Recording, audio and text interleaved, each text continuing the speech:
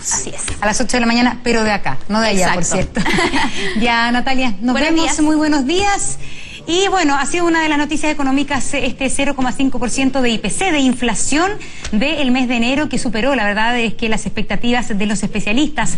¿Cuáles son las razones de esto? ¿Qué implica? ¿Qué decisiones básicamente de economía doméstica hay que tomar considerando esto, considerando el dólar, considerando esto que parece lejano, Cristian, que es esta desplome de las bolsas en Estados Unidos, también en Europa, pero que por cierto ya nos está afectando? Cristian Pino tiene toda la información junto al economista Alejandro Ursúa. Sí, ¿cómo estás, Monse? Muy buenos días. Tú lo decías, en una semana compleja más a nivel internacional y a nivel de los mercados. Se han desplomado las bolsas en el mundo, partió con Estados Unidos y obviamente el efecto rebote hay. ¿Cómo nos incide esto? Efectivamente, en términos de nuestros ahorros provisionales, ya se ha perdido un porcentaje importante, se ha dejado de ganar quienes están en los fondos más riesgosos que invierten en estos papeles en renta variable, que son la renta que se invierte en las bolsas. A ello se suma este IPC de 0,5%, más alto de lo esperado, 0,2, 0,3 esperaban los especialistas. ¿Qué incide acá, por ejemplo? El precio de los limones, que ha subido muchísimo, pero también, Monse, por ejemplo, no sé si a la gente mucho se va a sentir identificada con el efecto gastos comunes. Es otro de los ítems que ha subido bastante también dentro de esta medición y muchísima gente que hay en departamento lo habrá notado. Conversamos a esta hora con Alejandro Ursúa, economista. Alejandro, ¿cómo estás? Muy buenas tardes. Muy buenos días. Buenas tardes por el IPC, porque se vino muy alto más de lo que correspondía. ¿A qué se debe esto? A ver, principalmente, como tú bien lo decías, tuvimos un IPC que nos sorprendió, esperábamos un 0,2, un 0,3 máximo en general, y nos sorprendió al alza, pero sigue siendo, ¿no es cierto?, un IPC aún todavía en parámetros muy sanos. Tenemos un IPC que está dentro de la política del Banco Central, tenemos un rango medio entre el 2 y el 3% anual, y estamos hoy día en el anualizado, los 12 meses, ¿no es cierto?, los últimos 12 meses, en un IPC en torno del 2,2%, entonces aún estamos en banda y sobre todo, lo más importante, estamos aún en la banda inferior de esta meta, razón por la cual tampoco genera un gran nivel de preocupación. Lo que pasó, efectivamente, nos sorprendió algunos ítems particulares, como el caso, ¿no es cierto?, de el área de la salud, el área, ¿no es cierto?, servicios en hogar, que como tú muy bien lo mencionabas, los gastos comunes, y los limones, que se transformaron en los grandes protagonistas. Pero hay que recordar que este IPC se calcula en base a 12 diferentes ítems, en los cuales está alimentación, ¿no es cierto?, y bebida no alcohólica, bebidas alcohólicas, transporte, hogar, salud, etcétera. Y dentro de estas 12 canastas, de estas 12 divisiones, teníamos que 10 divisiones de ellas sufrieron una variación al alza y solamente 2 una a la baja, y razón por la cual tenemos este IPC que efectivamente nos sorprende a todos. Alejandro, si uno le dice a la gente 0,2, 0,3, 0,5 e incluso más, a lo mejor no tiene la relación, el parangón con que me afecta eso, un mayor porcentaje, a mi vida diaria. ¿En qué medida uno tiene que fijarse el IPC y cuáles son un poquito las claves en el fondo para poder establecer alguna decisión en términos económicos de la familia o uno personal, si sube o no sube un IPC? A ver, principalmente donde lo notamos en la parte más automática de este tema, en la UEF. En la UEF, a fines del mes de marzo, va a estar prácticamente, o sea, al principio del mes de marzo va a estar prácticamente rozando los 27.000 pesos. Vale decir, todos los contratos que nosotros celebramos como personas en UEF van a tener un incremento, como el caso de los colegios, los dividendos, los servicios de salud, ¿no es cierto?, principalmente los seguros, van todos en UEF, y eso de alguna manera nos va a pegar importantemente. Y lo segundo que nos va a pegar, ¿no es cierto?, con mayor claridad, es en nuestro proceso, en donde nos damos cuenta que el IPC hace que el poder adquisitivo del dinero vaya perdiendo valga la redundancia, su poder. Vale decir, a lo mejor yo, si hablamos de este IPC anualizado de un 2,2%, yo a lo mejor en enero del año pasado con 100 pesos me compraba 100 manzanas, y este enero, ¿no es cierto?, el 2018, me puedo comprar solamente 97,8, vale decir que va perdiendo mi poder adquisitivo el dinero. Bueno, y eso es una condición natural. El IPC también hay que entender lo que la inflación, una inflación moderada dentro del rango, también es una inflación que habla que un mercado que está saludable y un mercado que está dinámico, vale decir, esta inflación es porque hay gente que está dispuesta a comprar productos y gente que está dispuesta a venderla, y cuando se generan, ¿cierto?, algunos niveles de escasez, van subiendo paulatinamente estos precios. O sea, estamos absolutamente dentro del rango de normalidad. Quizás, Alejandro, el elemento que más conoce ya la gente debido a la información en que sale es la relación que hay entre los mercados, la bolsa y sobre todo los fondos más riesgosos. Y yo lo decía también en la introducción, 2 semanas, 10 días que han estado marcados por el descenso también muy profundo de la bolsa americana y con efecto aquí en nuestro país. Eso ya se está viendo reflejado, o se calcula el reflejo en los fondos, sobre todo en el A y en el B.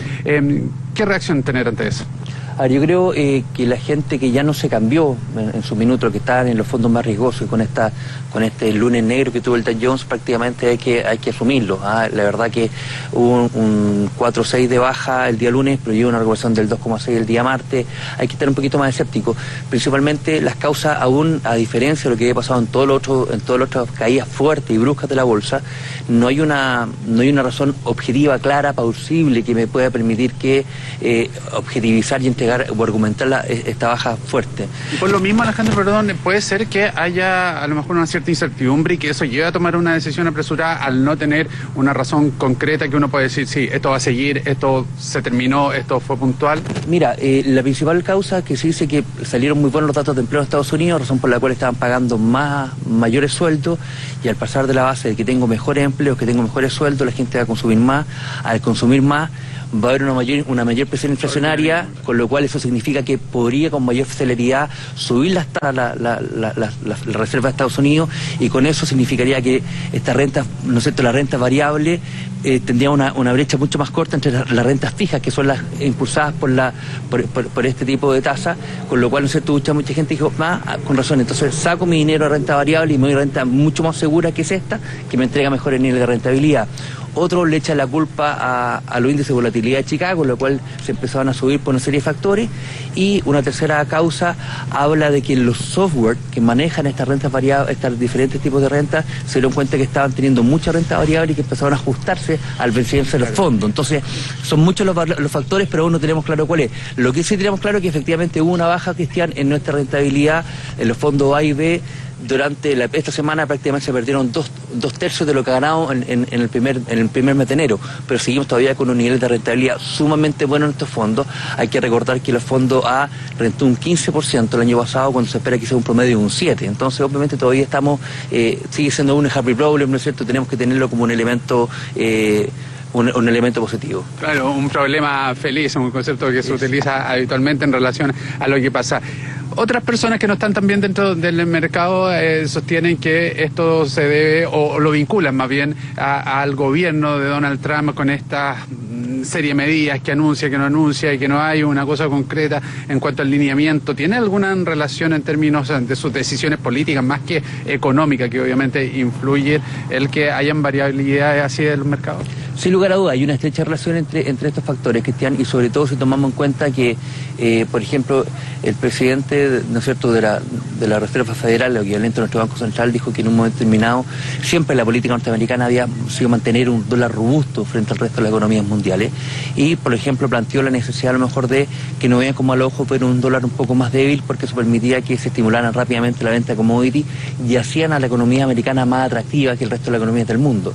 Eso fue de alguna manera también lo que gatillado este rally, ¿no es cierto?, de altos niveles de volatilidad en el dólar, que no ha llegado, ¿no es cierto?, que estuviera bajo los 600 pesos durante muchos periodos, o, ¿no es cierto?, rozando esta barrera, y razón por la cual nos damos cuenta que recién ayer volvió a recuperarse sobre los $600, o sea, sobre los 600 pesos el dólar, principalmente a causa de que el dólar a nivel internacional se recuperó un poquitito, y también porque hemos tenido una baja bastante considerable del cobre entre los días miércoles y jueves. ¿Y esto se va a mantener así?